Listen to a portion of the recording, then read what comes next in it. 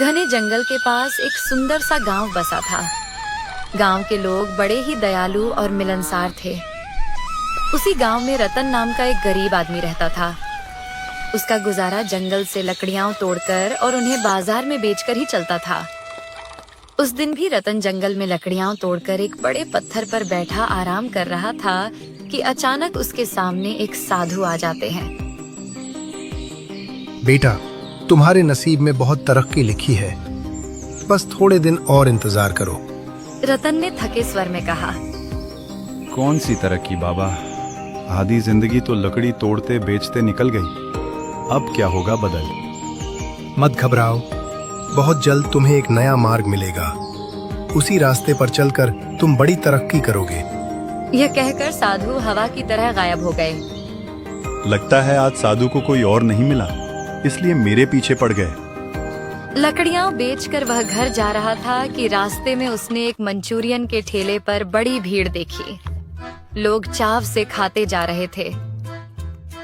अगर मेरा भी ऐसा ठेला होता तो कितना अच्छा होता।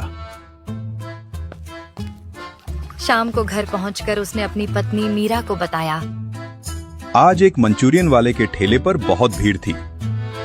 मन तो था तेरे लिए लाऊं, पर पैसे कम थे। कोई बात नहीं जी, फिर कभी ले आइएगा। कुछ दिन बाद रतन फिर जंगल में लकड़ी तोड़ रहा था कि उसने वही मंचूरियन वाला देखा। वह जंगल की एक गुफा से बाहर निकल रहा था और उसके हाथ में एक बड़ा सा थैला था। ये गुफा से क्या ले गया?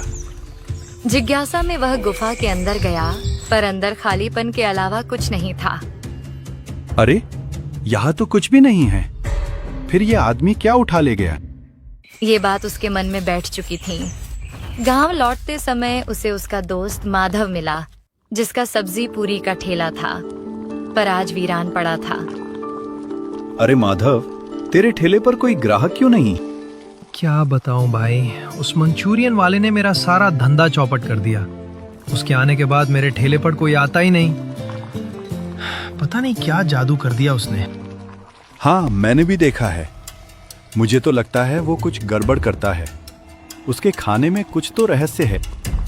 अरे नहीं भाई, जादू टोना कुछ नहीं होता।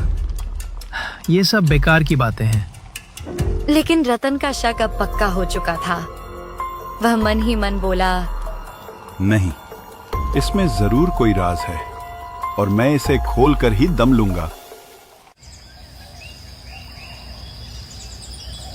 अगली सुबह रतन ने पक्का मन बना लिया। वह सीधा उस मंचूरियन के ठेले पर पहुंचा, जहां हमेशा की तरह भारी भीड़ लगी थी। अरे भाई, एक प्लेट मंचूरियन देना। गर्मा गर्म मंचूरियन जब उसने खाया तो उसकी आंखें चमक उठीं। अरे भाई, इतनी टेस्टी मंचूरियन तो मैंने जिंदगी में कभी नहीं खाई। आखिर बनाते कैसे हो? बस भाई, सालों का अनुभव और घर के मसाले। अच्छा, घर के मसाले या फिर जंगल की उस गुफा के अंदर के? ये सुनते ही ठेले वाले के हाथ कांपने लगे। ये क्या बोल रहे हो तुम? गुफा में भला मसाले होते हैं क्या? आज पता चल ही जाएगा कि उस गुफा में क्या क्या है। ठेले वाले का चेहरा पीला पड़ गया। वह धीरे से रतन को ठेले के पीछे ले गया। भाई मेरी बात सुनो, मैं तुम्हें एक राज बता देता हूँ, पर तुम वो गुफा वाली बात किसी को मत बताना। ठीक है, राज बताओ, मैं किसी से कुछ नहीं कहूंगा। भाई ये उस समय की बात है जब मेरा ठेला बिल्कुल नहीं चलता था। मैं बहुत परेशान था। उसी हाल में एक दिन मैं उस गुफा में चला गया। फिर? अंदर जाते ही मुझे किसी की आवाज सुनाई दी, पर कोई दिखाई नहीं दिया। किसकी आवाज? एक औरत की। उसने कहा, कोई एक डिश चुन लो जिसमें मेरी मिट्टी डाली जाएगी, वही सबसे स्वादिष्ट बनेगी। फिर तुमने क्या चुना? मंचूरियन। उसने कहा, हर बार बनाओ तो उसमें इस गुफा की थोड़ी सी मिट्टी डालना। फिर? मैं डरते डरते थोड़ी मिट्टी ले आया, मसाले में मिला दी और भाई उसी दिन से मेरे मंचूरियन का स्वाद 100 गुना बढ़ गया। तब से हर दिन वही मिट्टी डालता हूँ। अगर ऐसा है तो मैं भी वही मिट्टी लाकर अपने खाने में डालूंगा। नहीं भाई, ऐसे नहीं होता। जब तक तुम्हें उस औरत की आवाज ना सुनाई दे, मिट्टी काम नहीं करेगी। उसकी आवाज कब सुनाई देती है? मुझे तो 5वीं बार में सुनाई दी थी।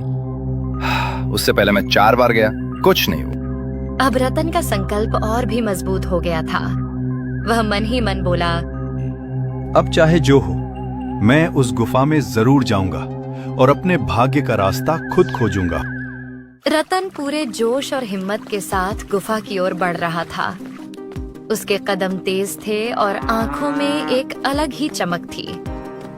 तभी रास्ते में उसे उसका दोस्त माधव सामने से आता दिखा। माधव का चेहरा उतरा हुआ था। अरे माधव, इतनी तेजी से कहाँ जा रहा है भाई? क्या बताऊं यार, अभी सेठ जी के पास जा रहा हूँ खुद को गिरवी रखने। रतन चौंक गया। खुद को गिरवी? अरे ऐसा क्यों? क्या हो गया? मैंने सेठ से कर्ज लिया था, अब चुका नहीं पा रहा हूँ, इसलिए वही आखिरी रास्ता बचा है। नहीं भाई, ऐसा मत कर। मेरे पास इसका इलाज है। इलाज? कैसा इलाज? चल पहले सेठ के पास, बात मैं करता हूँ। दोनों सेठ के घर पहुंचे। सेठ रंगीन कुर्सी पर अकड़ कर बैठा था। सेठ जी, हम दोनों मिलकर माधव का पूरा कर्ज लौटाएंगे। बस हमें कुछ दिन की और मोहलत दे दीजिए। 3 महीने हो चुके हैं, अब और इंतजार नहीं कर सकता। सेठ जी, दया कीजिए, कुछ दिन और दे दीजिए, पूरा पैसा लौटा दूंगा। बस 10 दिन की मोहलत दे दीजिए, आपका सारा पैसा लौट जाएगा। सेठ कुछ देर सोचता रहा, फिर बोला, ठीक है, 10 दिन। अगर उसके बाद पैसा नहीं मिला तो तुम दोनों मेरे यहाँ उम्र भर मुफ्त काम करोगे। माधव के चेहरे पर थोड़ी राहत आई। बाहर निकलते ही उसने घबरा कर कहा, भाई वादा तो कर दिया, पर 10 दिन में पैसा आएगा कहाँ से? चल मेरे साथ, मुझे एक राज पता चला है, वही हमारी किस्मत बदलेगा। कैसा राज? सब बता दूंगा, पहले